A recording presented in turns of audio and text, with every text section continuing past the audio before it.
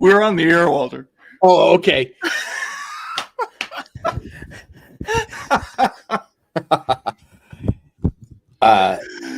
Did I come? Oh man, that was funny. Did I come at an inopportune moment where you're talking behind my back? No. Walter, you literally entered as we were going live. So, folks, in the all-time definition of cutting it close, I think we just had the ultimate example. So, Minnesotans are rarely late. Right, exactly. Yeah. You came right on time. So, welcome, Walter Kern. Clearly, you are not home. I'm able to tell from your background that you're in another place, and I know where that is.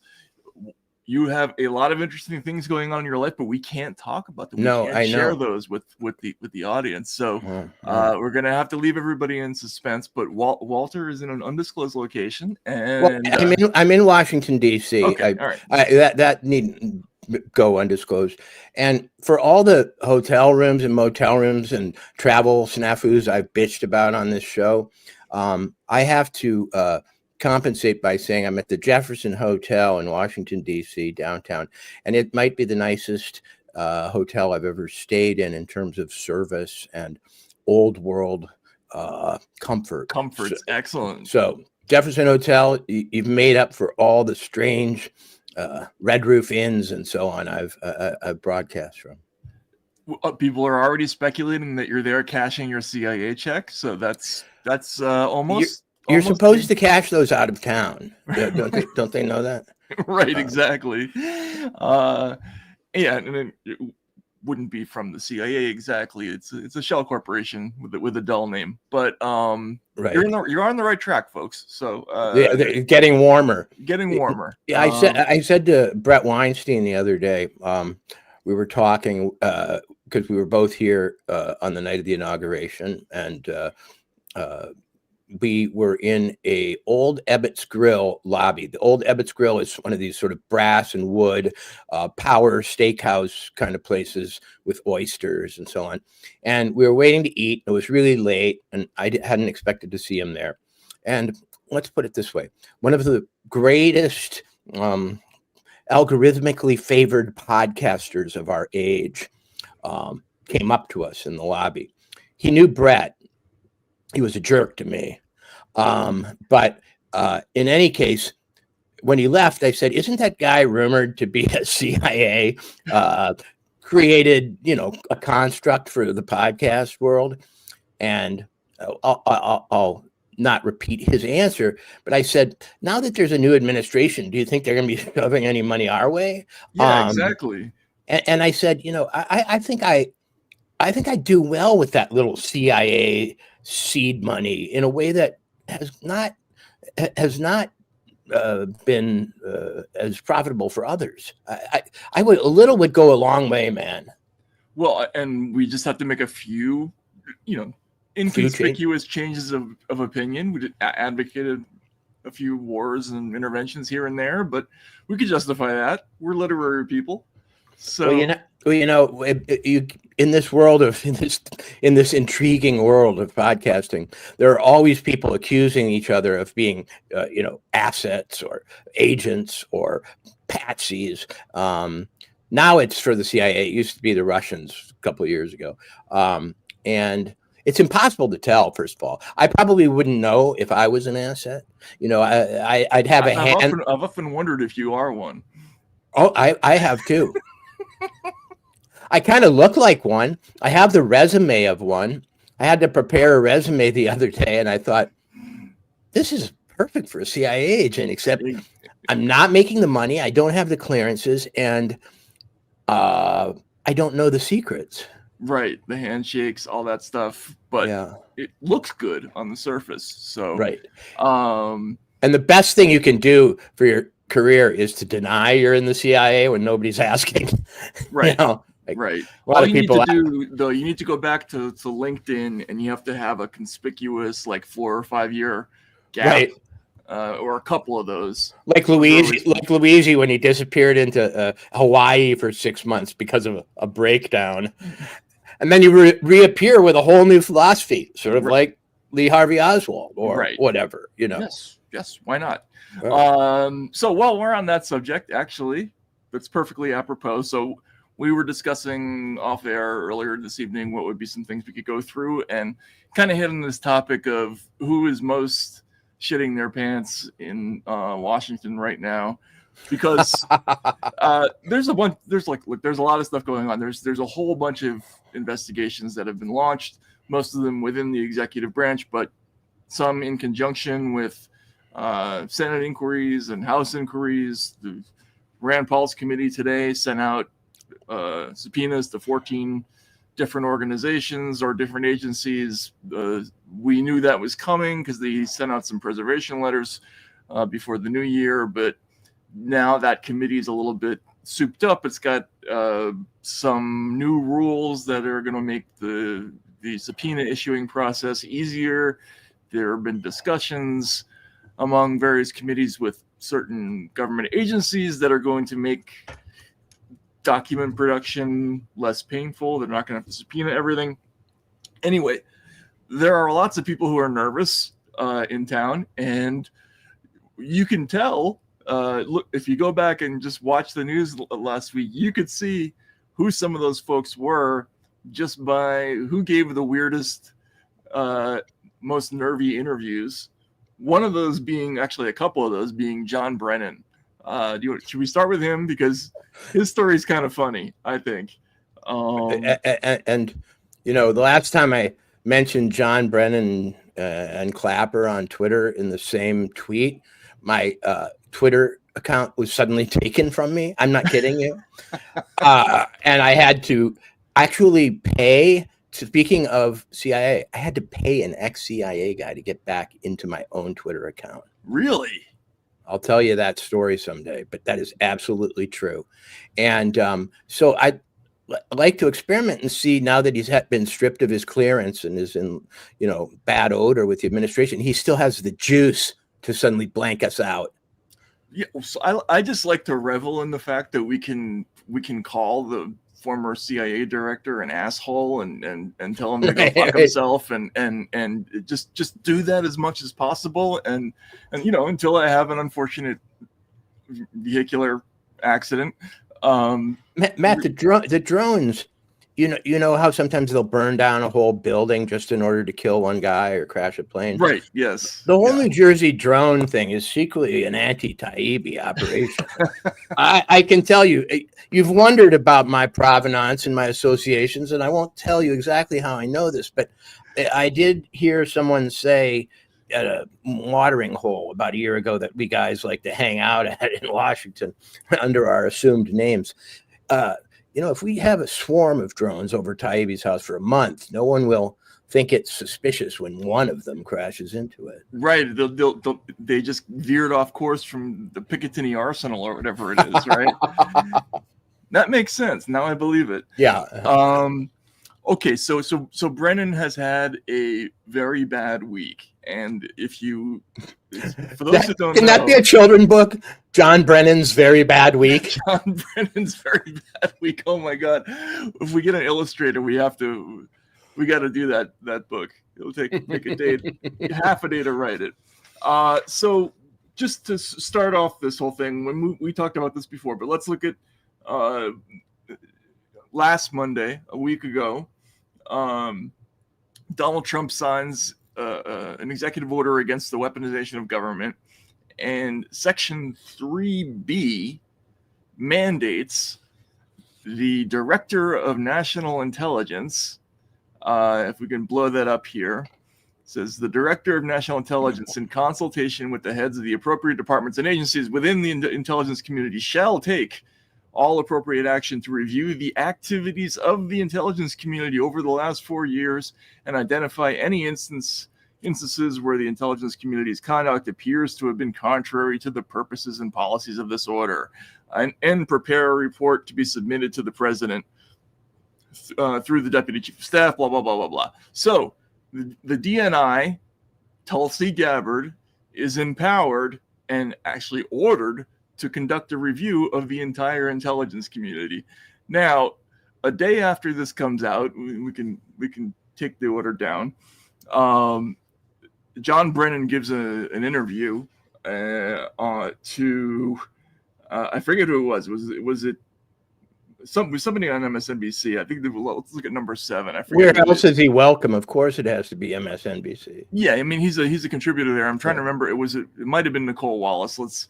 But he complains vociferously about Trump and about Tulsi, and one of the things, if you've watched any Brennan interviews over the years, the man has no personal charm or anything like that, but the one variable thing about him is that when he's unhappy, his speech gets faster and slightly more high-pitched, and when he's feeling comfortable, he eases into a more laconic kind of Gary Cooper delivery. But let's just check out the speed of his voice here and see what he says.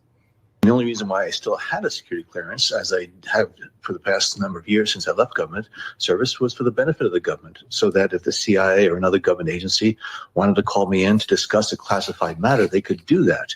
And so it was really for the government's benefit. It was facilitate those classified discussions with myself, as well as with former directors, as well as other former members of the intelligence community that had those clearances. So again, yesterday's EO was a bizarre, among many of the bizarre executive orders that he had signed out. And as you point out, he misrepresented the facts in that executive order, because it said that we had suggested that the Hunter Biden laptop story was Russian disinformation. No, we said it was for the hallmarks of Russian information operations, including the dumping of accurate information, which is what we said in that letter.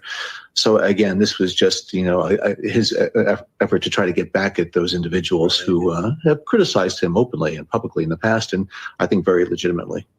Okay. All right. Dude, he just contradicted himself completely. Oh. He said that he's Trump's taking revenge for the Hunter Biden laptop letter, but then he said it's for legitimate criticism. He claimed that the Hunter Biden laptop letter was just this response was just this neutral, looks like could be Russian stuff with accurate information. Right. Well, he was talking, what you asked the question, he was talking even faster than I do, when I'm over caffeinated on nitro cold brew. He also, I guess it's our loss that John Brennan no longer has a classified clearance, because he said they often brought him in as a kind of maybe Sherlock Holmes, a special investigator. When Lestrade couldn't solve the crime himself, he called up Mr. Brennan from his opium haze in his small apartment to come in and solve the mystery of the dog that didn't bark. That's right. You see, Lestrade, this is a very particular kind of French snuff. You have to study the monograph that I wrote about this six years ago. Yeah. So, I mean, he's all over the place in the interview. He's saying, they misunderstood what I said about with the letter with Hunter Biden laptop. We didn't say it was Russian disinfo. We said it had all the classic earmarks of a Russian information operation. So it's an information operation, not disinformation. Never mind that it was his deputy that handed the story to Politico, which put the big disinformation headline, in the news, and then he never said anything about that, or that Joe Biden called it disinformation in the debate, and he didn't say anything about that. So he's already rattled. First of all, do you have any particular feelings about John Brennan? I mean, I can't stand him for a number of reasons, but is there anything in particular about him that drives you crazy, as opposed to any other spook? Well, if I was alone in a bathroom at a major sporting event, while they were kicking a key field goal, but I went to the bathroom and it was completely empty and John Brennan walked in. That's a great scene already. Yeah, exactly. I don't know what I'd do. I'd go onto a stall and stand on the toilet, play that trick so they can't see my feet. I find him one of the most gruesome, brutal, line crossing, boundary crossing characters ever to disfigure that office. Hey, I spied on Congress. You bet I did. What are they going to do? What are they going to do about it? Yeah, sue me. I mean, this guy has been absolutely shameless, and he's almost made a virtue out of the new kind of CIA director who just, bashes his way around and gets his way and spies on anyone he damn well wants to. And now he's shocked. That was the most bizarre thing. Can he honestly be surprised? Is there some unwritten rule that you never, ever take away a former CIA director's clearance and they can get away with murder? Because that he's surprised that Trump doesn't like him is, I mean, if I don't like him, why should Trump like him? I mean, right. And considering all this stuff going back, which we're going to get into quickly in a second, but he's not surprised. He just wants to complain to somebody, but there's no one to complain to anymore. It has no, just the wholly owned subsidiary of his former employer called NBC. I mean, NBC of all the places, and MSNBC also is I think the most aligned major electronic media or cable network or general old-fashioned network with the intelligence world. I mean, if I think they're about to leak something, I turn to that. If I think Intel is going to leak something or something's going on, I turn to MSNBC first for that leak.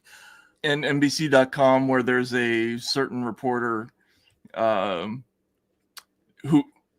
we know always has the first shot right. at the CIA story.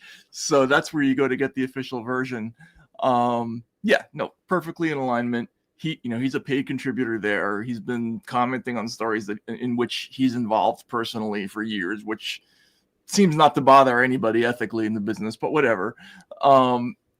So I somehow missed some other things that went on later last week and then caught up over the weekend to the other interview that Brennan gave to Michael Steele. He went again on MSNBC. Now his voice is even speedier. He's talking to the former RNC director, Michael Steele, and even more anxiously complaining now about. No, I don't think that's it. Is that it? Well, I think that is Steele on the right, and that's Brennan. Oh yeah, okay, it is it. Yep. Yeah. Sorry. Yeah, let's play it. Is okay because she's had a past relationship with that bad actor or that country in some form or fashion. How does what she put in that influence the decisions of the president? It's one thing to say, well, he gets the briefing. We know Donald Trump don't read, so there is that. But everybody else in that orbit does. How does bad information in result in bad actions on the other side? Well, when there are National Security Council meetings that the president chairs in the White House Situation Room, usually the first person to speak would be the director of national intelligence and the director of CIA. They lay down the intelligence basis for any type of policy discussion that ensues. And so if that intelligence basis, that briefing is going to be skewed or is going to be lacking some very important critical information, the policy decision that ultimately comes out of it is also going to be baseless and also skewed. It's going like to be COVID, threatening to our national security. Like the entire COVID response. The president's daily brief, but also the role that the director of national intelligence, director of CIA play in order to ensure that the people who have to make those decisions in the National Security Council are fully informed about what the reality is, what the intelligence is, what our intelligence gaps are, and if they withhold things or if they skew things, it really is going to be detrimental. Real quick before we let you go, okay. Director, All right. Dude, he sounds like an old-time studio guy at like Metro Goldwyn Mayer who's been called in to explain why something bombed. Well, you got to understand, when you film in Egypt and you're trying to do Cleopatra and Liz Taylor's drunk all day. And I got to deal with this agent and that agent. Her costumes. Burton's in there all night with her. She's drinking again, and of course we came in over budget. Right. That's the punchline. And yeah, if you're not paying attention, you don't actually catch what he's saying there. And the whole thing about being skewed or things being left out, what he's saying is that it's skewed in favor of whom? He's really saying skewed in favor of a foreign actor. And he made this case. I got to show this clip because I didn't find it until today. When Trump first named Tulsi Brennan gave another interview. This was actually a bit ago, and this is she terrifies them. Let's just lay that down as a given now. It's axiomatic. She scares the heck out of him. So is this the orchestra one? I think it is. Ooh, and there he is, Rick Stengel. Oh yeah, Rick Stengel. Yeah, exactly. So okay, he goes on this rant about how the intelligence community is like an orchestra, and she doesn't know any of these instruments at all, and it's just horrifying to think of how the music's going to be out of sync and everything. It's just amazing. Okay, let's hear it. Director Brennan, your thoughts about Tulsi Gabbard? Well, Nicole, I think you and Tom Nichols have done a great job just underscoring all the concerns that people have about this appointment.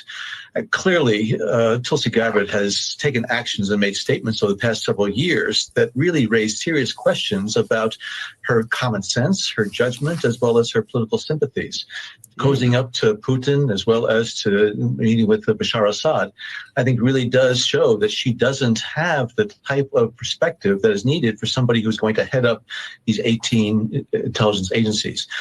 And as Tom Nichols said, she doesn't have any qualifications. The Director of National Intelligence, that's a really serious position and a very complex and complicated one that requires somebody who actually has an understanding of the intelligence community. It's like an orchestra conductor of all the different agencies and departments that are involved in the intelligence process. And I don't think she understands even the instruments that are involved in this orchestra, nor has she had any experience at the strategic level of running and leading a large, complex organization.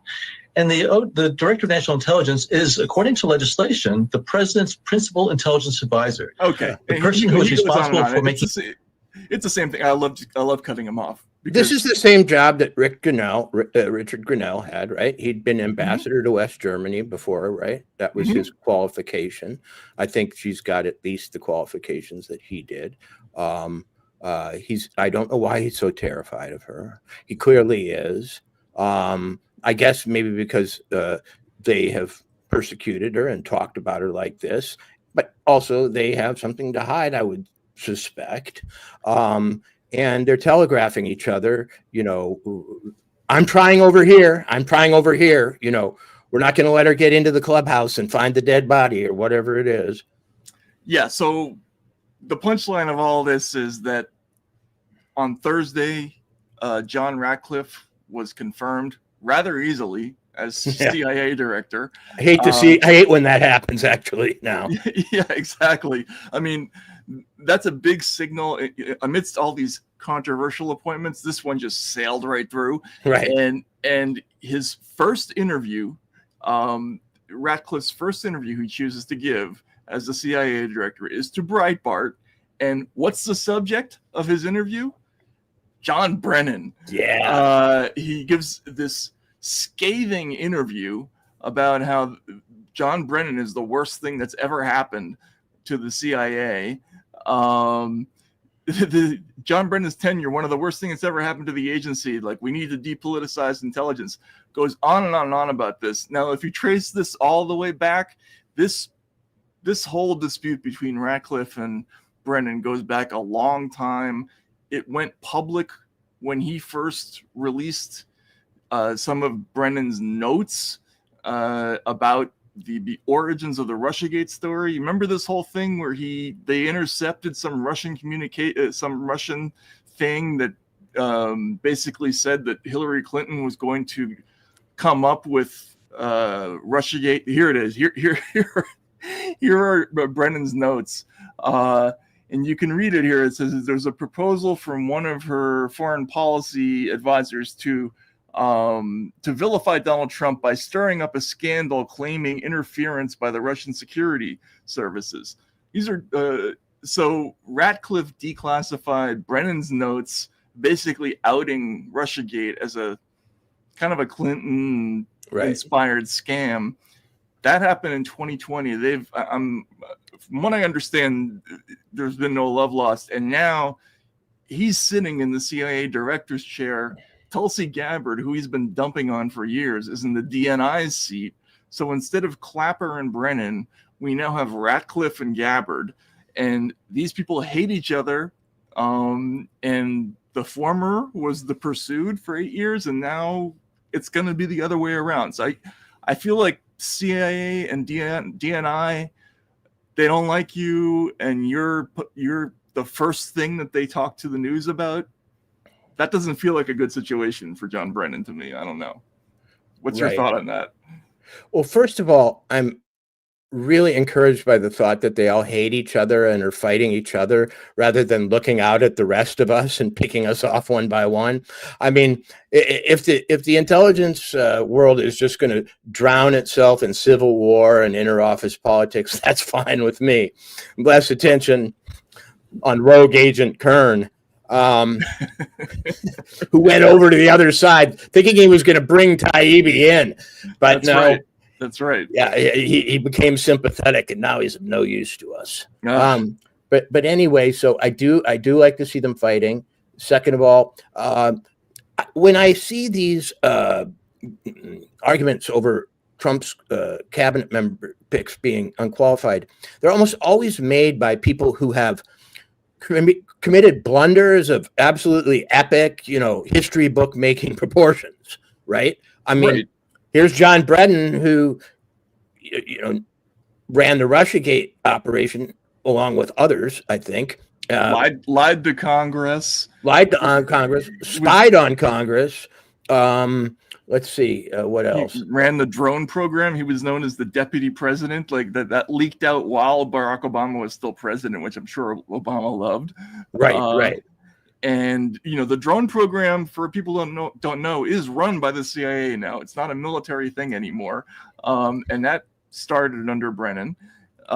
So, and he came fully around on torture as well. Like, he was thought of as an anti-torture advocate before he came into the office, then became a big proponent of it. And then we got Russiagate. We all got all kinds of other stuff. He's got. If there is a legitimate investigation of, as that order says, the activities of the intelligence community, he's got to be at ground zero of that, I would imagine. When did he leave office? In the end of 2016, 2017. I forgot. That's the other big thing he's responsible for, is the intelligence community assessment, saying Russia interfered in the election for Trump, which I reported on was to be cooked, that ICA. So he's got all kinds of stuff there, which he didn't mention in his theorizing about why Donald Trump might not like him. He isolated the Hunter Biden, ambiguous language of the Hunter Biden laptop letter. So, but he's been at the anti-Trump game since the beginning, and now, wow, he's the spy who doesn't even get to look at the basics. I don't know what stripping you of your security clearance is. I was shocked to learn that people who aren't actually in office have them. Yeah, I don't really understand that. I guess it's some kind of a thing that allows people to make money through their corporate jobs afterwards, because it gives companies access to things. I don't really understand it. It's sort of the way, it's like an open version of the scam that ex-cops use when they go to work as PIs later on, when they're not supposed to be running plates anymore, right. but still do. But anyway, so he was one of the nervous people, I think. Another conspicuous one, Walter, Bill Gates, who gave I think a fascinating interview to the Wall Street Journal. Was it over the weekend that this came out? I just became aware of it today, which made me think it had happened yesterday, but I'm not sure. Look it up. Maybe somebody in the audience can tell us when it came out.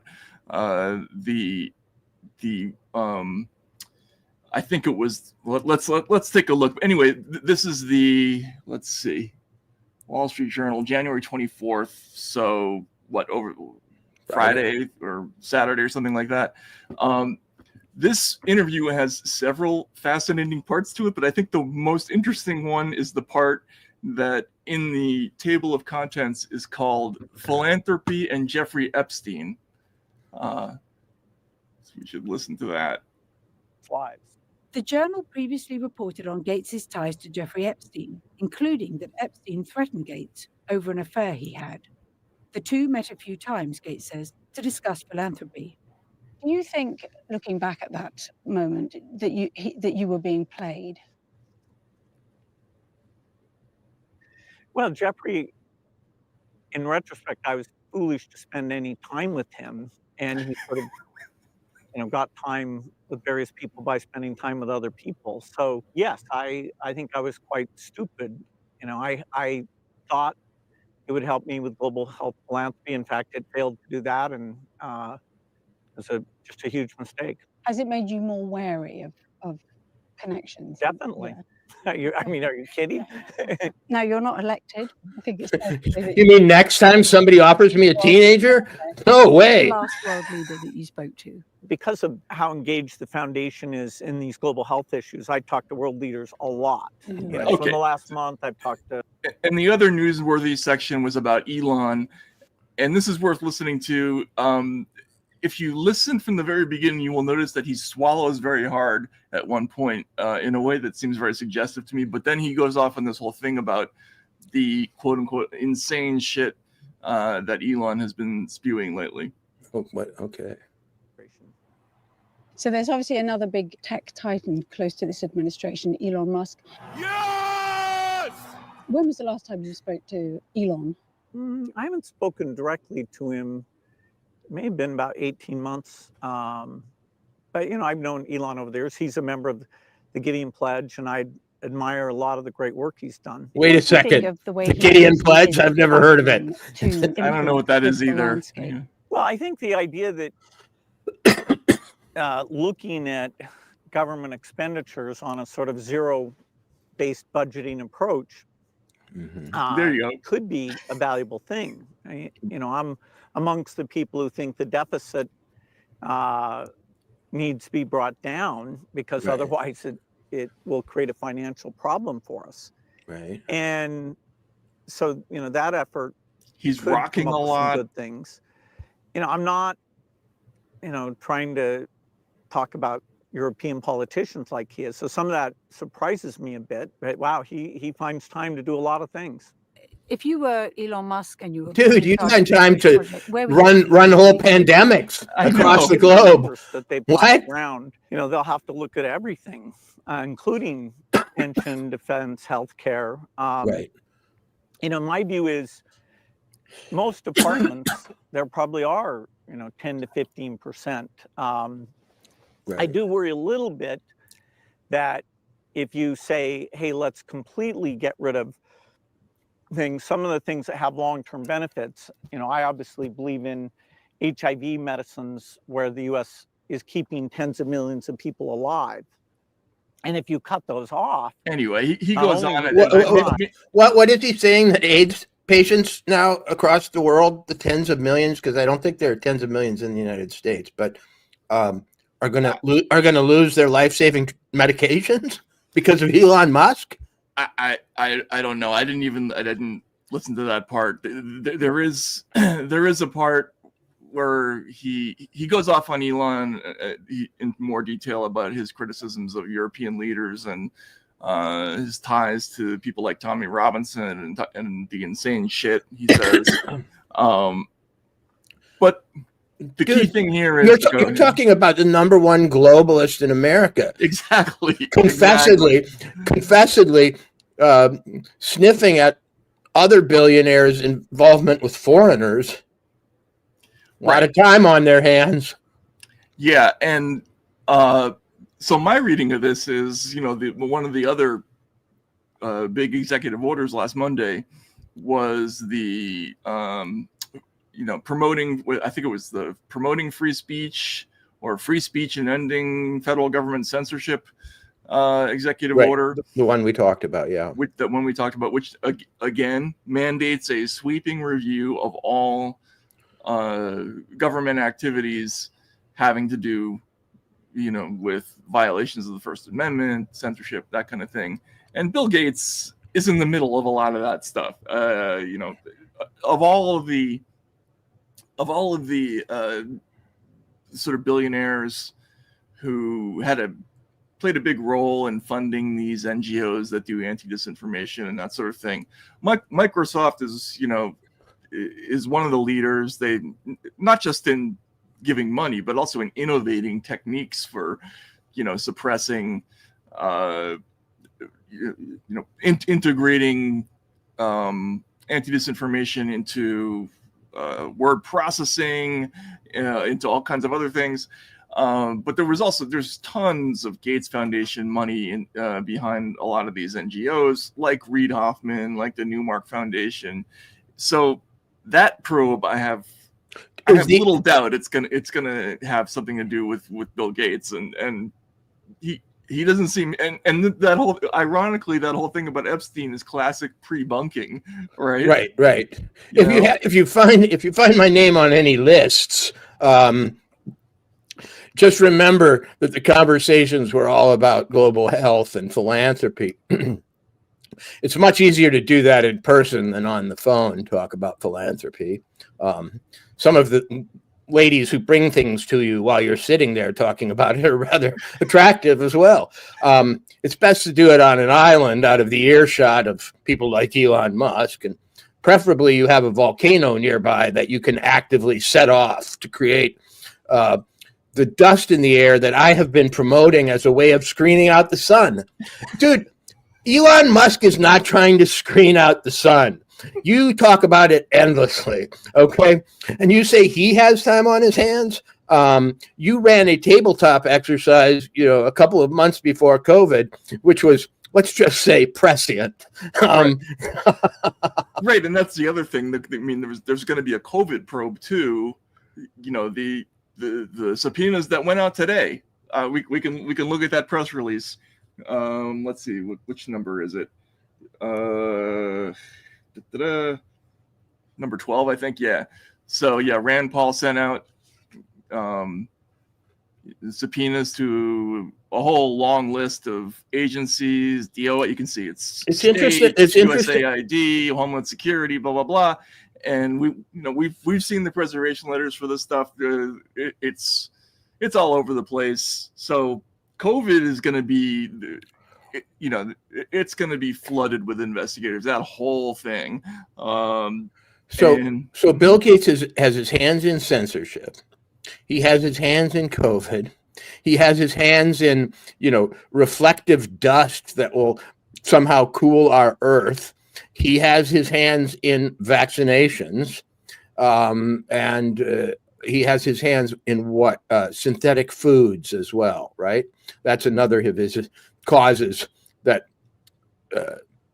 don't evidence time on his hands compared to Elon Musk bad-mouthing, Keir Starmer. This guy we may have identified the octopus, he really, if we are going to make any guess as to who sits atop the pyramid, it's Bill Gates in a practical fashion. And I've been told that by his billionaire peers many times. He's also unusually close to China, and again, admittedly so. He admires them in many ways. I think we could find ample tape to support that assertion. So what's he scared of? Apparently everything. And probably should be. I think. This is. Why did he give his interview in the desert outside? Yeah, that was very strange. Although you never know. Like, reporters like to break out their Banana Republic gear for locations. Right. But one other point. He suggested that he was being blackmailed in the first. Wait a second. While we were talking about philanthropy. Yeah, rewind. Jeffrey Epstein blackmailed me over an affair. Well, what kind of an affair? With whom? And was it just one? And I don't usually hang out with my blackmailers once they start. Right. Yeah. That's usually a condition of my friendship or association with them. Hey man, if you're blackmailing it's a little bit of a red flag for me. Right. Yeah. Relationship wise. but philanthropy is a higher calling, and so what's a little blackmail between philanthropists? Right. Secondly, did Bill ever suspect that maybe Jeffrey Epstein was blackmailing others if he was doing it to him, or did Bill think he was just special and Epstein just happened to have something on him? It was an isolated case. It wasn't done on behalf of anybody for any particular reason. I asked him if he'd ever done this before to anyone else, and he said, "No, of course not, Bill. It's just you." And lastly, I want to say this: having now confessed that he is leverageable and was leveraged in the past, can we not make a sort of hypothetical scenario in which everything he did under COVID and in all these other respects was perhaps guided? Or did he say, listen, I know you're blackmailing me, but I'm not going to compromise on any of this important public policy stuff? No, yeah, I draw the line right at this, and this. That was madness, what he just said. If you're going to do a limited hangout and a pre-bunking and so on, that raises more questions than it settles. Yeah, I feel like that was one of the weirder interviews that you'll ever see by an extremely famous and influential person. At the 11-minute mark of your Wall Street Journal interview, just sort of casually, the 8-minute mark, casually dropping, yeah, the Epstein thing came up while I was discussing philanthropy after, he mentioned an affair I had, and it certainly made me rethink my relationships. What? Talk about burying the lead, first of all, for the journal, but whatever. There is a sense in which these Bill Gates coming out, Zuckerberg coming out, and so on, are maybe forced hostage interviews in some sense. God, yes.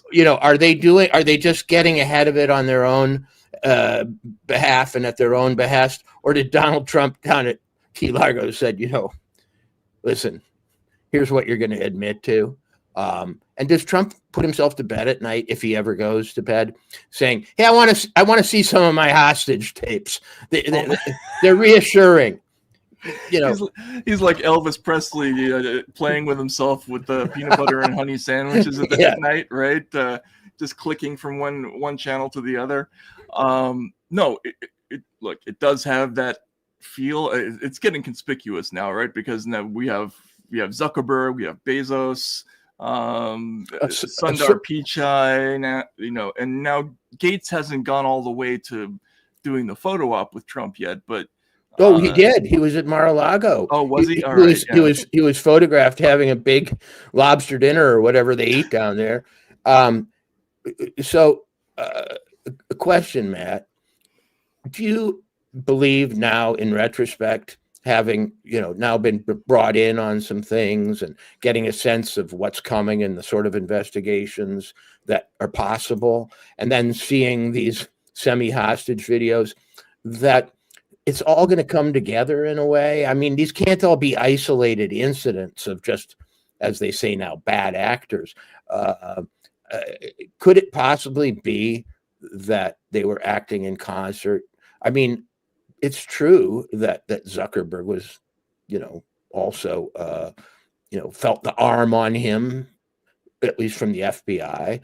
Gates is saying he felt the Jeffrey Epstein arm on him. And so on. Perhaps these all go somewhere, and they go somewhere that's somewhat central, and I don't know what that means. Well, I think that's an operating thesis that I think a number of people in DC have, that there was another layer to this. Now, on the censorship front, we already know that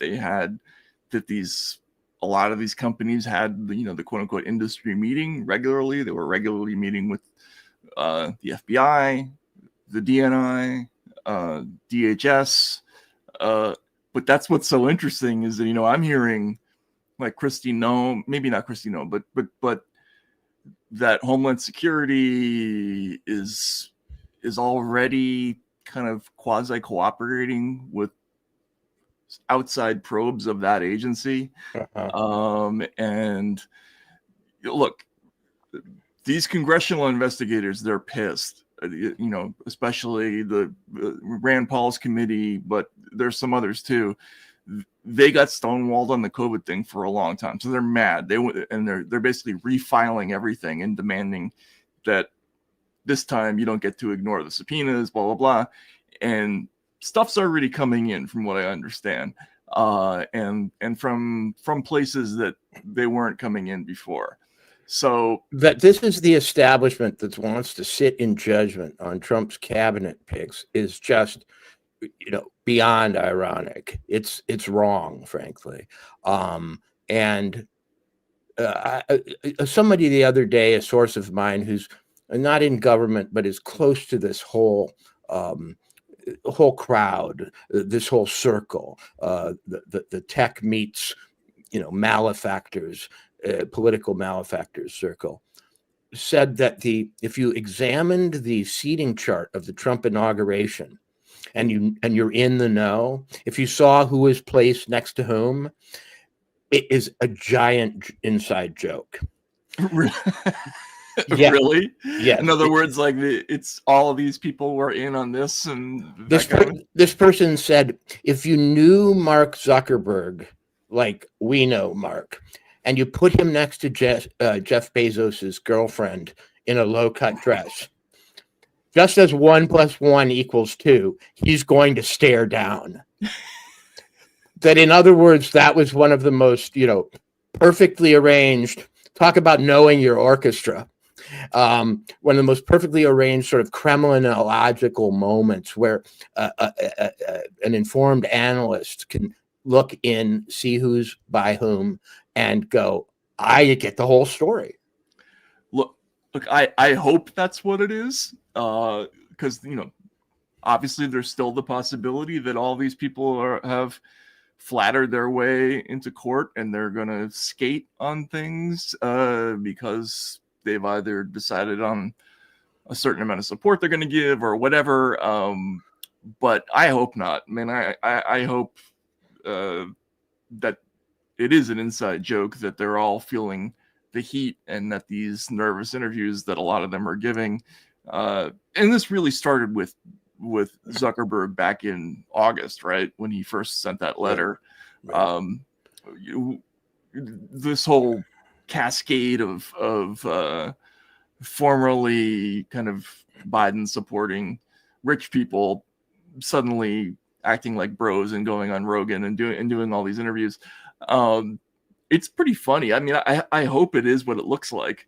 I know that these probes are serious from a certain end, so I don't believe for a minute that a lot of these actors are going to put on a dog and pony show. I think they're really angry, and they really want to make an example out of some folks. So, and I think they not just want to make an example. I think they want to reveal something that's rather large and shocking. They may not get to that point in their, you know, wire style TV cop investigation. They may not get to Mr. Big, but they seem, they seem to be trying to climb that mountain.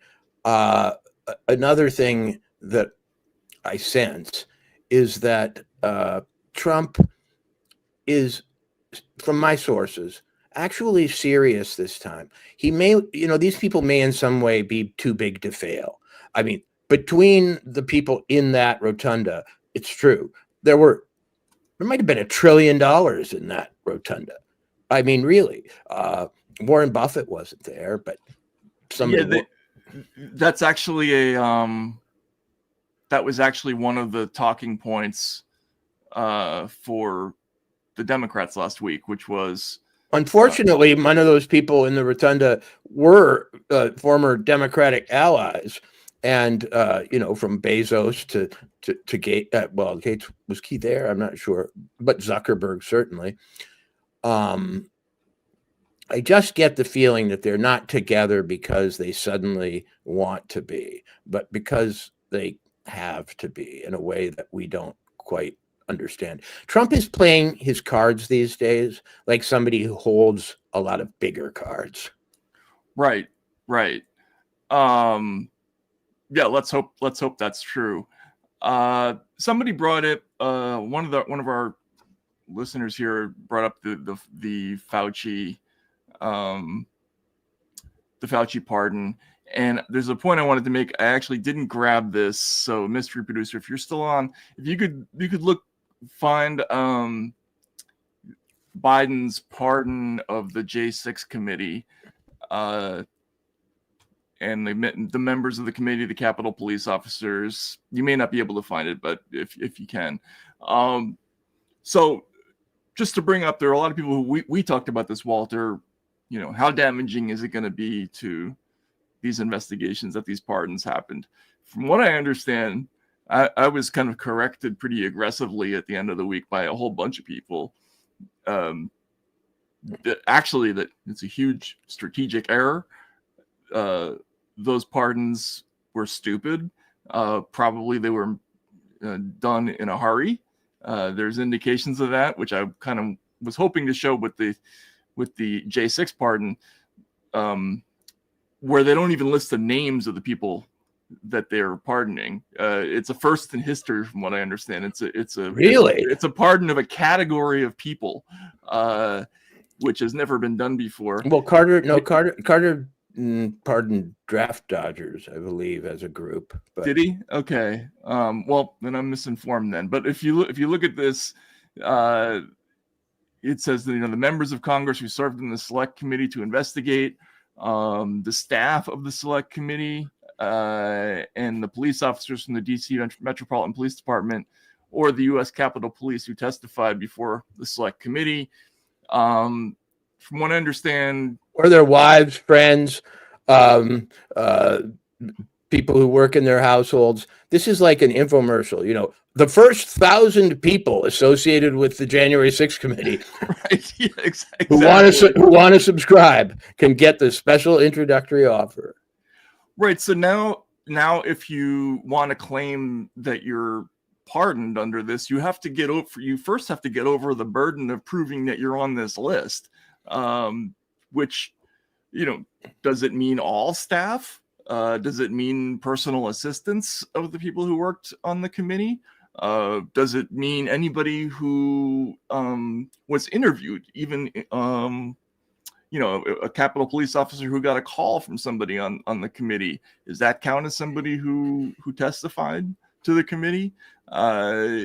Very strange, right? And one person suggested to me that if you look at the kind of the history of how these pardons, what happens in the last days of a presidency, that there's just a lot of stuff going on, and that everybody's in a hurry, and probably this got thrown together at the last minute. They didn't have all the names, and they just put this out there, which kind of, if you look at the way the pardons came out, as we talked about, Walter, last week, it's like, trading day in Major League Baseball.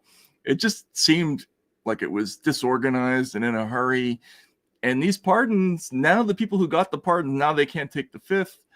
And if they get dragged before any of these committees or dragged before a grand jury investigation, we know there's a couple of grand jury investigations that pertain to some of this stuff.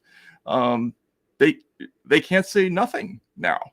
So, and that includes, people in the Biden family who are going to be asked about all kinds of things, like the no interest loans that were given by Joe to his brother and sister. And so I think that's fascinating. I think this is just a big mistake. I opined in my half-assed way, always willing to put the ball out there so somebody else can take it, that I didn't think that this theory, these people can all be called up and denied their Fifth Amendment rights and push forward these investigations was credible. I thought people with lawyers like this will find some way to not participate. But if your sources tell you otherwise, then I yield to that. So I had an attorney who's worked in Congress explain to me what the advice would be to a person like that, who's in that situation. And it is credible. Look, they're going to have to say, I can't recall a lot, but you can't say nothing. And that's the key to this whole thing. And the other thing is the value of these pardons is relatively low in terms of preventing disclosures because of this. So why would you do it unless there's something that maybe you could go to jail for the rest of your life for, that you would need a pardon, right? Of course there is. Right. I mean, why should we not presume that? They tried to, for the first time in history, make pardons evidence of innocence, basically, almost, but certainly not evidence of guilt. But any common sense person would tell you, or any jurist from the past, or the Department of Justice, as it has ruled in the past, that pardons are evidence of guilt, or they are. I mean, but we just don't know for what, because none of these were specific.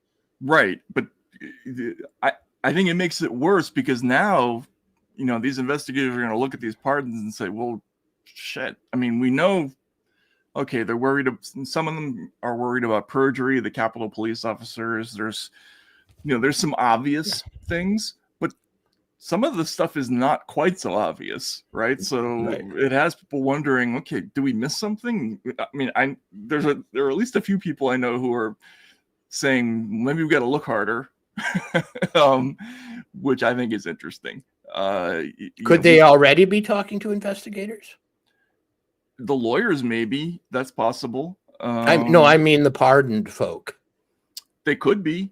I mean, there are some things that we don't. If it's a grand jury thing, we wouldn't know about it. But the congressional stuff hasn't. But now, having been immunized in this way, why would it have to go to a grand jury? Couldn't they just be interviewed and put down things for the record? They could be, I guess. It was explained to me that this was most likely to come up in the context of a formal investigation. I see. But anyway, I just thought that was interesting that, it kind of fits. We sort of assume that there's this master plan behind what goes on in the White House, but it would kind of make sense that they just did something stupid. Who's running the White House? Did anyone suggest to you the possibility that Trump people asked for these pardons in order to ease the investigations that they planned anyway? I didn't hear that. That's an interesting picture, right? But yeah, I mean, if I were Trump and I had promised kind of disclosure on many fronts to my constituents, I might, and if it's also true that these pardons sort of remove a barrier to these people, frustrating investigators, I might ask for these pardons, this suite of pardons, so that I could make good on my promise of at least clearing the air. That's a good point. I mean, why not? Right. And we did just over the weekend, we had a really interesting instance of kind of cooperation between the two sides subtly, where the CIA, Biden's CIA, I guess it was Jake Sullivan and William Burns, in the last weeks of the presidency, decided to order a new report on COVID's origins. And Burns apparently told the staff that we can't turn over to the new administration without taking a stance on what happened. So they did a report and delivered it, and it was classified. Ratcliffe immediately declassified it and released the news, and the CIA Saturday put out a statement, which essentially puts them in sync with the FBI and the Department of Energy, saying it most likely leaked from a lab. But what I think is interesting about that is that that's kind of Biden officials working kind of a little bit with Trump officials, and what they're really doing is they're they're kind of moving a big issue out of the partisan stupidity space. And because, the origins of COVID have nothing to do with blue-red politics or Donald Trump or anything. And you and I talked about this. Not everything is a Donald Trump issue, is it?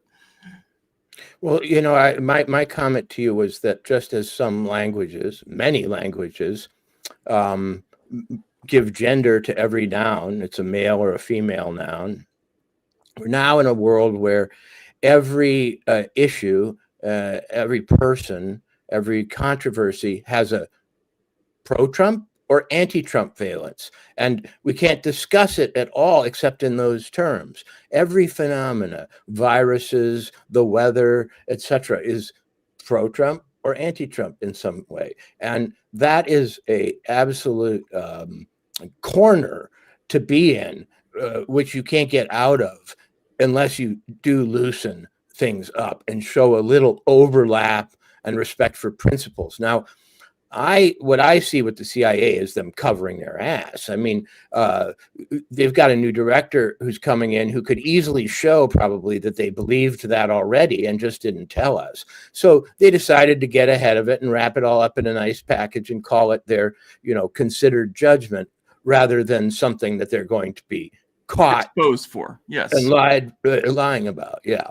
But even that, Walter, I think is a positive. Like rather than constructing a big bullshit story about, which is what they have been doing about almost everything. If the calculation is okay, Ratcliffe is coming in, he's got a bug up his ass about COVID, and he's going to out us for, knowing what the deal was 3 years ago or whatever it is. Let's quickly in the last couple of weeks write up a report that we can cover our asses with. That's a big improvement over where we've been news-wise in the last couple of years. I think, don't you? I mean, as opposed to, it's a marginal improvement. I mean, COVID is an interesting subject because if you apply the cui bono standard to it, who profited? Well, there were huge winners from COVID. I mean, people like, Pfizer made more money during the first part of the vaccine than they had made in their entire corporate history.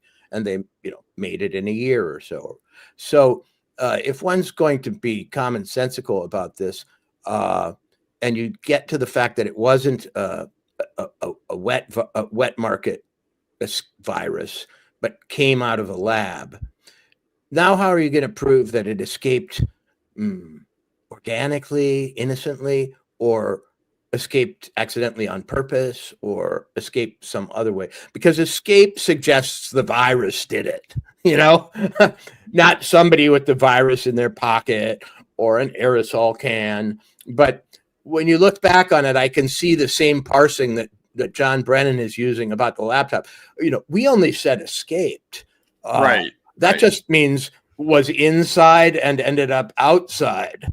We didn't speak to how that happened. Was there a cracked door? I mean, I really want to know. Okay, now you figured out it escaped. You must then have some insight into how it escaped. Did somebody just rip off their gloves too early one night and throw them in a trash can outside the lab, where a beggar picked them up and put them on his hands and then went home? I mean, this goes over and over into the question of at what point do we stop investigating? Do we stop when it's an escape, or do we investigate what kind of escape? We know we had agents inside that lab, right? That's yes. My understanding is yes, right? And did they blow the whistle that day when the escape alarm goes off, like in the Andromeda strain? I don't know. I mean, I'd have to go back and reread some of the interviews I did about that story, but right. We clearly knew what was going on that fall beforehand. We knew something was up with that lab. We also I think some of the major agencies, the health agencies, knew that the wet market story was bunk in the first week of January. That the Chinese, some of our Chinese counterparts told us that. There's a lot of stories like that are really ugly that are going to come out along those lines, and this is going to be matched up with public statements that directly contradict this stuff, and it's going to look really bad. And then that's not even getting into the whole question of, how this virus got made, what was the role? Got there in the first place. Yeah, I mean, there was a story last week that I thought was really interesting by Emily Kopp of the U.S. Right to Know, and this is the same organization that started a lot of the questions about gain of function research. But they found that Jeremy Farrar at the WHO had long ago worked with Peter Daszak at the Eco Health Alliance. I'll have to look for that story. So there's like a connection that goes back to 2010 between those two. Daszak is another person who I would put in the, here it is. WHO top scientist, was collaborator of Peter Daszak. So, Farrar, Fauci, Daszak, these are all people who were, furiously emailing one another in the first months of COVID. There are lots of stories that we talked about at the time about this. Somebody should ask Bill Gates what he thought. Was Bill Gates on the record as subscribing to the lab leak theory or to the wet market theory? I don't remember. We used to, when investigative reporters in America weren't limited to just people you and I know personally, because I think we do know most of them personally at this point, the good ones. There would be people saying, well, okay, CIA, when did you know this? How did you know it? How early did you know it? What kind of escape was it? Why did you not include this analysis in earlier statements? Why did you hide it, in other words? Why the big show of pushing everybody off into another direction? The problem for Americans, speaking as a tribune of the people here, is that they're wondering how they knew stuff like years ago that the CIA didn't. They're wondering how they guessed right about so many things that these high-paid officials apparently didn't. They are rightly, I think, suspicious of the fact that you just have to go on Twitter for an hour and a half and you can predict the next 4 years of confessions from these folks. Now, why is that? And also, why is it that much of what we call the censorship industrial complex was specifically ordered to keep these ideas under wraps? I mean, it wasn't like they just made a mistake. They actually persecuted those who would say otherwise. Absolutely. I mean, this is the thing that Bill Maher's been saying for years. It's like, or is it Jon Stewart? I mean, all you gotta do is look at the map, right? It's like, it's not the hugest leap of logic, that this thing happened to escape, quote unquote. It's right down the street from two of the biggest, facilities in China, right? Yeah. Okay, there's a wet market here. It didn't escape from that one. Didn't escape from that one. Didn't escape. But this one that's next to the Level 4 Biowarfare Research Center, what would you ever guess that the bats in that one would be worse than the others? It's obvious to anyone with common sense that they've been actively covering up. And when you cover something up, it's called, knowledge, consciousness of guilt. They might not have evidence for you in a certain case for committing the crime, but behavior that would seem to be concealing facts about the crime can be evidence of consciousness of guilt. And we're seeing that everywhere suddenly. Yeah, absolutely. Frankly, even just in some of these public interviews, that it shows that they're aware of where the sensitive spots are. And yeah, it's a bad look. So I think, everybody, all these sort of billionaires who played roles with the censorship stuff, the researchers in the bioweapons area. I mean, Fauci's pardon doesn't cover you, right? It doesn't say Fauci et al. It just says Fauci. So there's an awful lot of people who have things that they're going to have to answer for with COVID. And then, there's other stuff that we haven't even talked about, Walter, but I mean, I wonder about military contracting in Ukraine, right? Well, again, I can't remember her name. Miss Maidan Revolution. Newland? Newland, who was forced, I think, as I remember, to acknowledge before Congress that, yeah, we did have, medical research labs of some kind in Ukraine.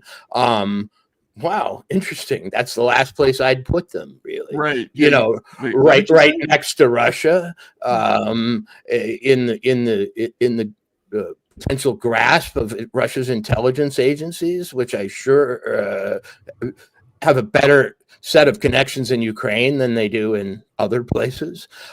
That's an odd place to do it, isn't it? And of course, we've got the Russians, who we award zero credibility to, but maybe let's just award 1% to them, saying, hey, one of the reasons we went into Ukraine was to shut down this biowarfare threat that we were concerned about.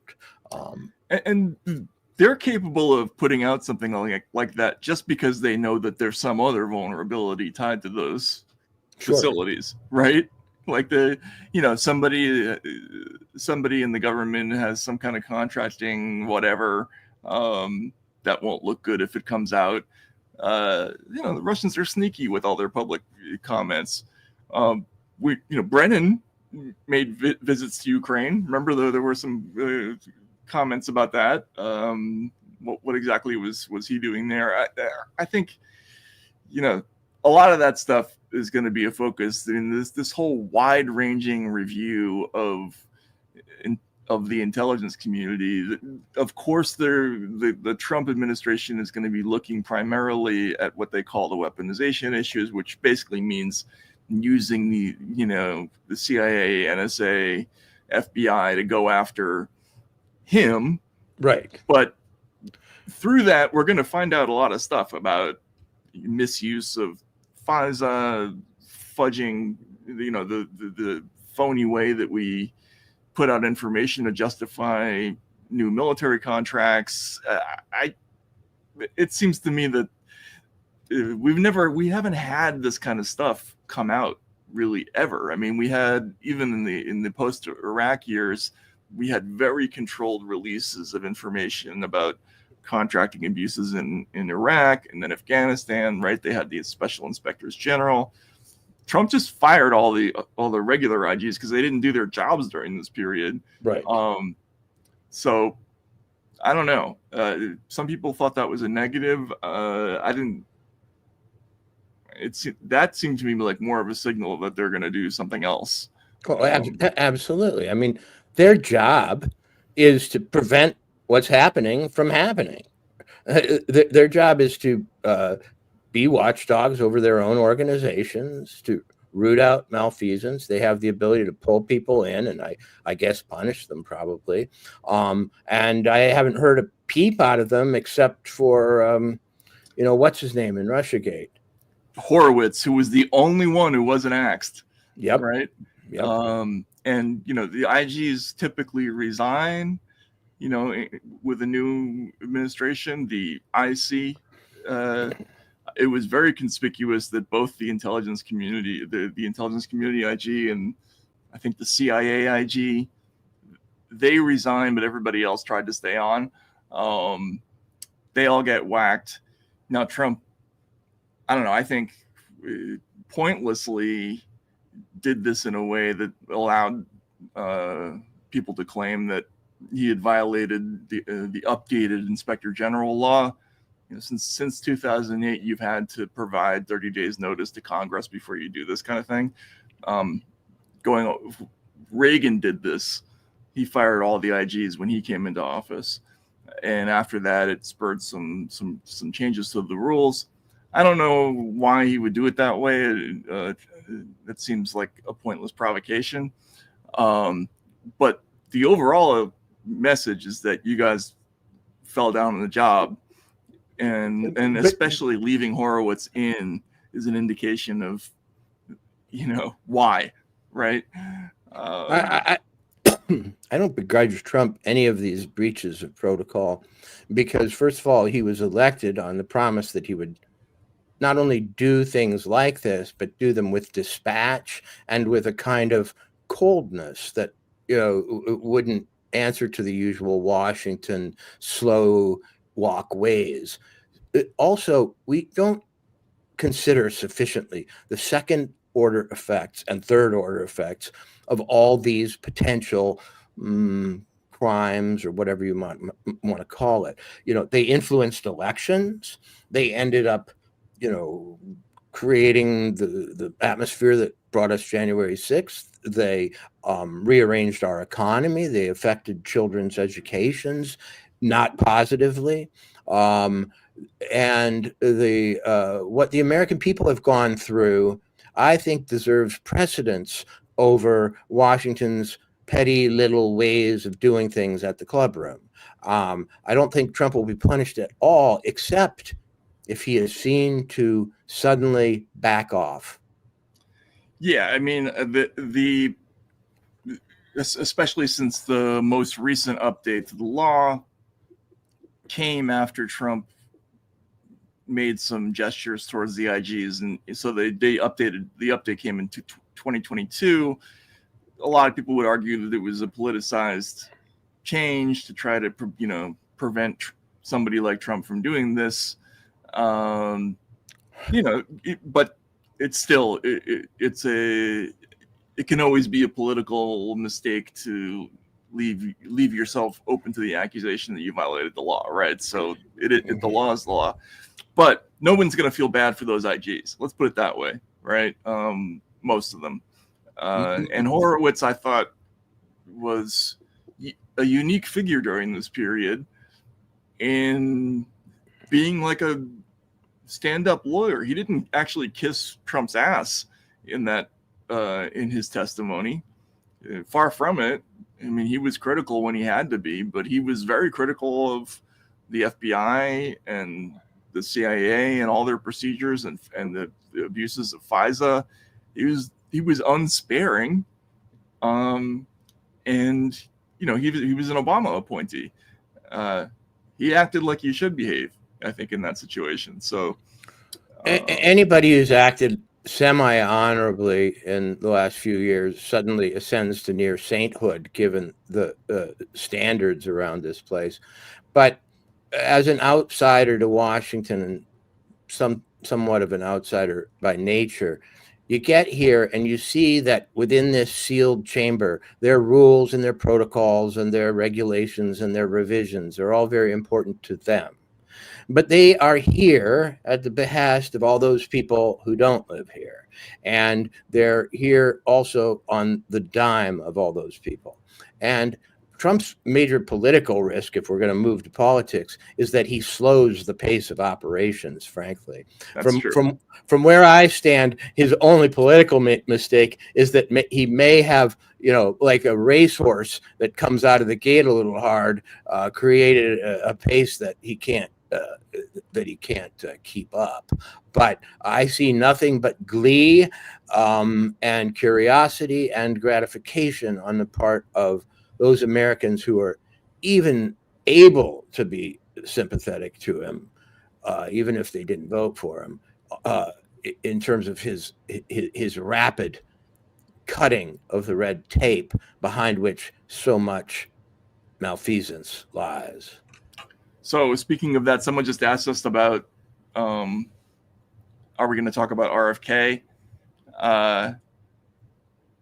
Look, that's another whole category of people that have to be really nervous. He's he was talking about seizing patents from the drug companies today, which, I don't know how, I'm not even sure how I feel about it, but it's it's a thing that a lot of progressives have been advocating for years. This idea that drug companies shouldn't be allowed to just gouge people for profits for drug formulas. We should be allowed to make.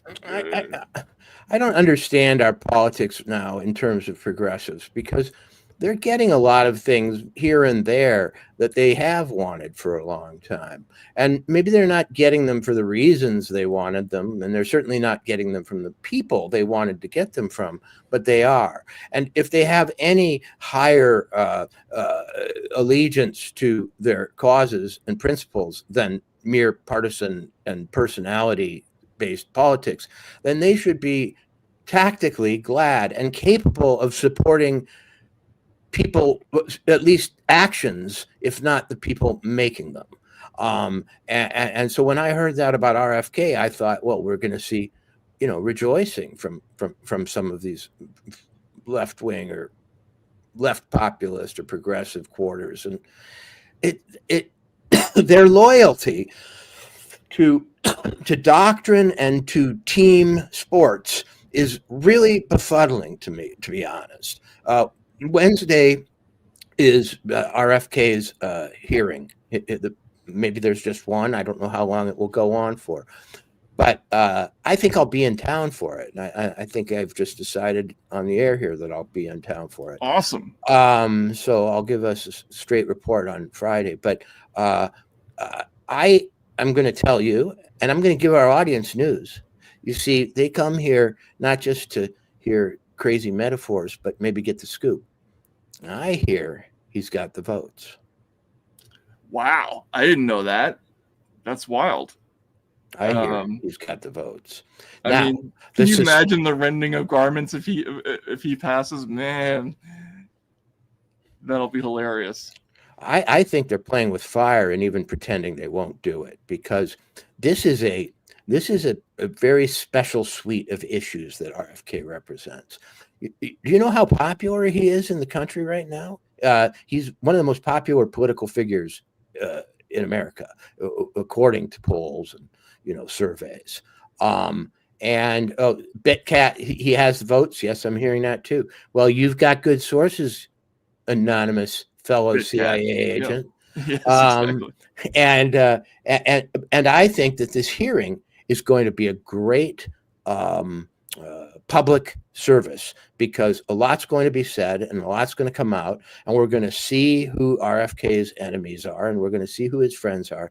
But I, as a politician who, was sort of in the middle, would not bet against RFK, because this is children's health.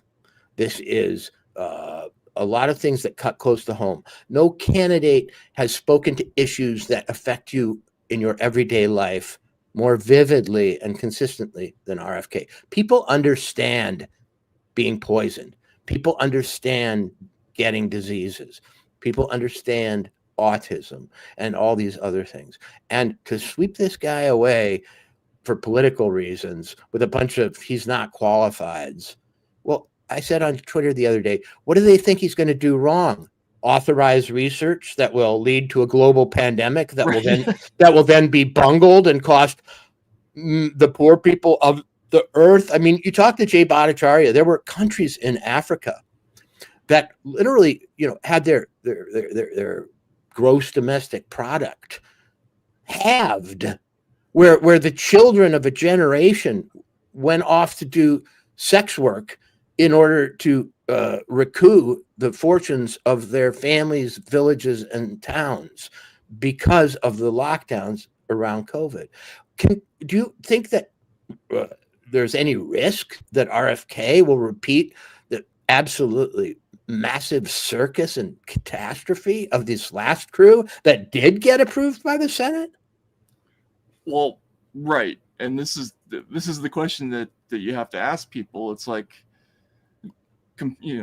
he's not qualified compared to what, right? I mean, compared to what's been in office. And it's the same thing with Hegseth. Like, some of his views, personally, to me, they seem kind of out there. Like, I don't really get the, standing on,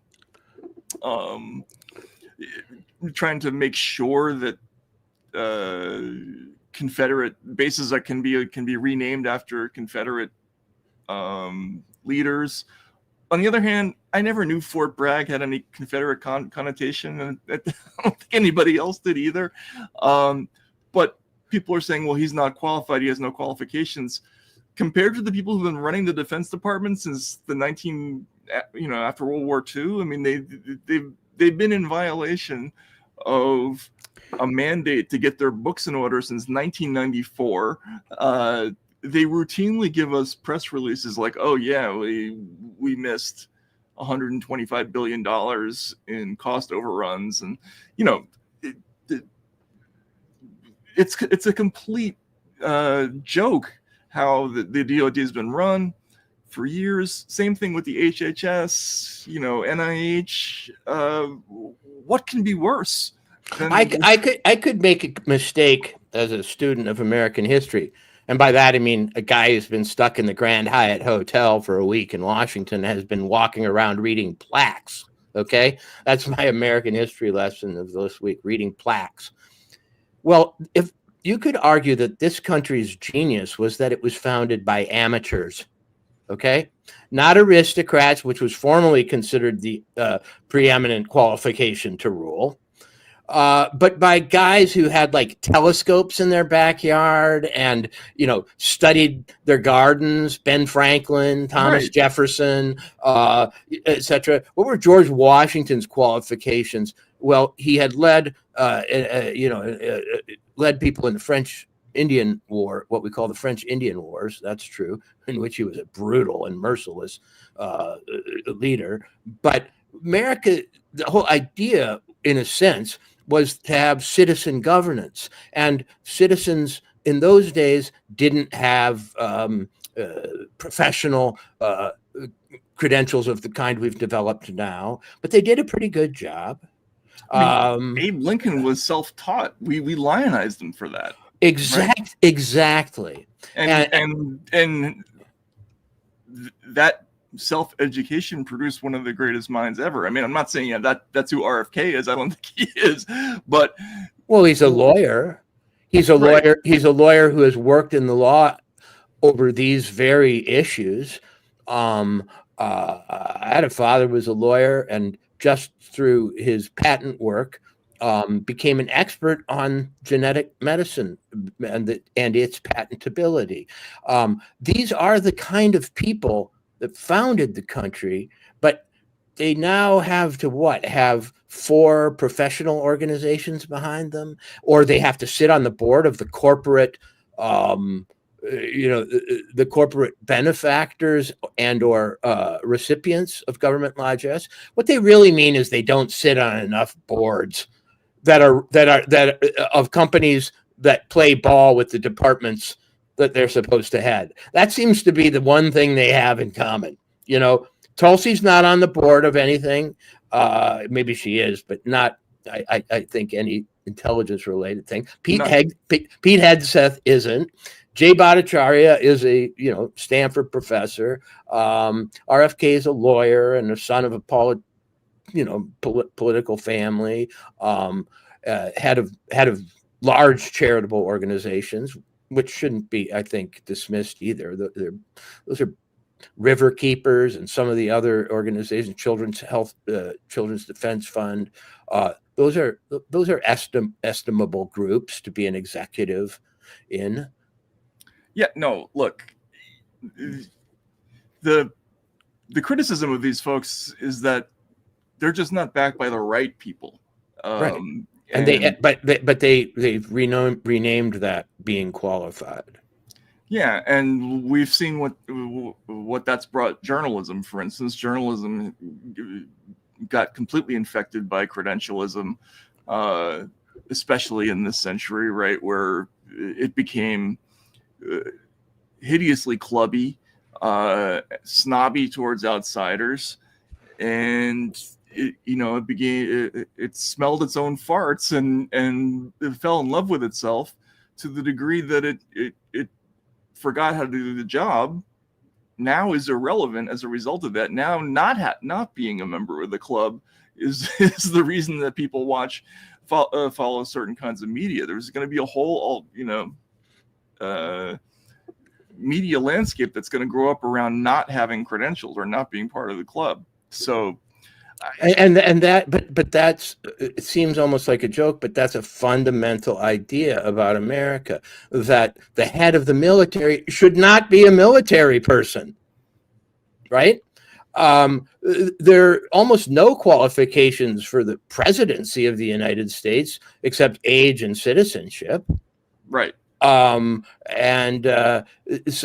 as you work your way down, suddenly it all becomes, you have to have gotten the seal of approval from this group and that group and whatever. I stand against that in the American tradition. These people need watchdogs, and the watchdogs can't come from within the same organizations that require watching. Yeah, and this, to bring everything back to the beginning, like the John Brennan criticism, you can't be the kind of person who doesn't know what it takes to fit in with the intelligence community. And if everybody comes from that world, it eventually is going to operate in a zero oversight, as Austin Powers would say, a consequence-free environment, right?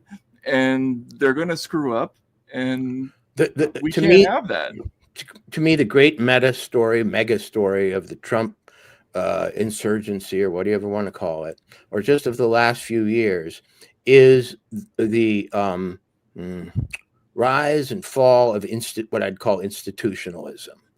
Institutionalism in general has now become a dubious approach to running a society. It turns out the institutions are actually castles behind whose walls all kinds of bad things can happen, all kinds of secrets can be kept, all kinds of dirty deals can be consummated, and ill-gotten gains can be banked. And I think America at this point wouldn't mind if a dentist ran. In fact, I want the first dentist to run a major cabinet, a major department of the government. It would be great to have a dentist running the Department of Defense. I would love that. A smart dentist. I mean, dentists have a rough time, right? I mean, no, and again, to bring this all back to kind of the point here, this whole, like Ratcliffe, one of his reasons for giving his initial interview and talking about the release of the COVID conclusions from the CIA talked about being incentivized to break the cycle of skepticism that the public now has towards these institutions, rightfully, because they feel betrayed by them, right? And the only way they're going to fix that is by, being square with them, by putting out a whole lot of true details about what really went on. And that's why all these people are going to be nervous, because this way of building trust back in all these institutions is going to come at the cost of a lot of reputations. And I think it's a beautiful thing. Personally, I'm really rooting for it to happen. And Me too. It looks like it's. I mean, all these interviews, these nervous Bill Gates and Brennan interviews, tell me that this process already must be pretty far along for that to happen. Matt, one of the things that I bemoan about institutionalism is the way journalists embraced it in the last couple of decades. What's your qualification again to head Racket News? Can you tell me? None. Zero. I've done it, the job, that's it. But right. I'm an English major who wanted to be a poet and then a modernist playwright. That's my qualification. But recently, journalism, having had built schools and had professorships at major universities installed, has held itself out to be something other than it really is, which is a bunch of, curious guys and women and whatever, using their entire life skills about people, places, and so on, but having no real formal qualifications, delving in on behalf of the people to large secrets and, questions. And in that spirit, I think journalism has added to this notion that you have to be qualified for things by suggesting that they are, and most of us aren't. No, and that used to be kind of widely understood by journalists. I mean, I always feel bad when I say this because there are lots of people who teach journalism out there who are good people. They're not doing anything wrong, and I think they are genuinely teaching people how to do the job in most cases. But my father used to teach journalism, and the first class he would say, you don't really need to come to this class. Like, if you've ever done the job, you can learn the basics in like an hour and a half. And, it's like being thrown in the water. Now if you really want to study the history of the profession and know all the stuff about I can give you the short version of the history of journalism. The further it goes back, the scummier it gets. Absolutely. Yes. And it was never particularly reputable, I don't think, until recently. It was never something that anyone wanted to admit to their families that they did for a living until maybe the 70s, right? But I think people believed suddenly in the 90s and 2000s that this was a big important profession, and that only a certain kind of person can be behind the rope line, and that I think it really screwed up the job, and it made people dislike us more. So yeah, I hopefully this will be the end of it. I mean, we've seen the complete collapse of that section of society. So go ahead. All I can say is it is a target-rich environment, young journalists. And if you want to pull up your socks, you know how to write, you know how to make phone calls. Hopefully, you know how to do research on the internet and, talk to all kinds of people and sometimes keep your mouth shut. And if you have the honor to keep confidences, which is the center of this thing, come on out to Washington and start it. No one can give you a degree. No one needs to give you permission if you're interested in it. And I mean this seriously because I'm asked all the time, how do I become a journalist? And I'm like, you go to Kinko's and you get a card. Right. Yeah, exactly. Exactly. Yeah. You just start doing it. There's no, actually, I mean, that's how I started my career. I didn't even bother, really, trying to go through channels, but yeah, I mean, and I think the collapse of the corporate press and the rise of all this alternative stuff, it's an inspiring story that's going to be enhanced by the release of all these information, these documents. One last thing, do we need to give Trump a hard time about saying that, sort of hinting that he might have a third term? He had this crazy quote, I've raised a lot of money for the next race that I assume I can't use for myself. I think I'm not allowed to run again. I'm not sure. Am I allowed to run again? Now, to me, I just think that's Trump busting everybody's balls, but there's already a freak out about it. Does he need to do this stuff? Okay. I launched a metaphor on Twitter that I don't think was sufficiently lauded or applauded. Mark Twain said, my only problem with compliments when people compliment me is they usually don't go far enough. And I said, Trump is great at giving his critics rawhide bones to chew on. So in other words, the Gulf of America, that whole idea was a rawhide bone that, the Trump critics could lie on the carpet and go, right, while he went and made phone calls. So he always keeps people busy with these sideshow remarks. And They're tweeting away about, Trump's third term. And that means they're out of the way. The dog has its bone. It can keep its teeth clean, and I can do business. And that is really what I think is the final reason for. There are times when Trump just voluntarily does a gaffe. It's like everything's going well. And you go, why did he have to do that? And then you think, well, he's got to give a rawhide bone to his critics. Otherwise, they'll start scrutinizing the important stuff and getting in the way of the actual dealings that he finds important, rather than mouthing off on Twitter of, can you believe he thinks he can have a third term? Yeah, I mean, I'm 99% convinced that that's what's going on, but Is there okay? But here's the question: is there what prevents him from having one? The law? Does it? I'm pretty sure it does, doesn't it? The post FDR change. Did that become law? How could that would? Well, that's a good question for people, because I thought I knew that too. Okay, I thought that was settled science. But the original two-term thing, which had been true until FDR, was suddenly broken by him. So I think there was some latitude in whatever existed before then. Did they then formalize it afterwards? It was an FDR only thing? Or did it just become one of these sort of senatorial traditions, protocols, etc.? I haven't had that question answered.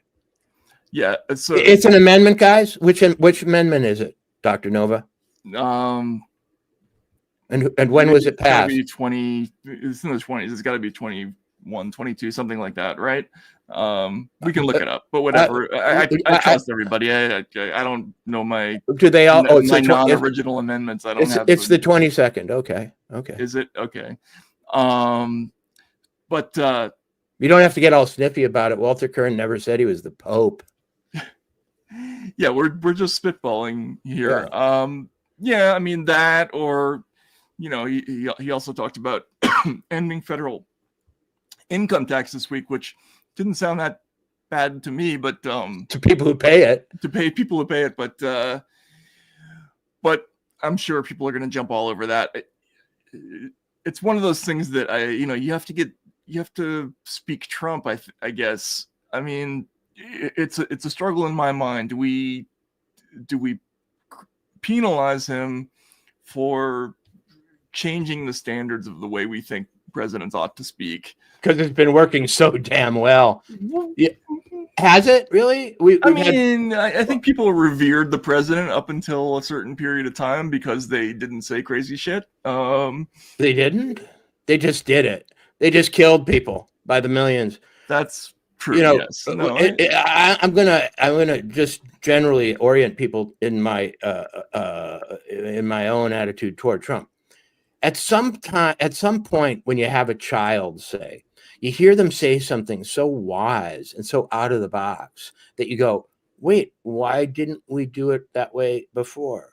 And then there's even a phrase, out of the box, that used to be praised in America as looking at a problem in a new way that others strictly from convention had failed to, and maybe learning something. Now, I'm going to take a ratio of about 40 of these weird sayings to 2 real innovations to declare that strategy on Trump's part may be worth it. And if by the end of his term, any of these things that we don't consider possible, not having wars was kind of out of the box, but he did a pretty good job at that when he was first around.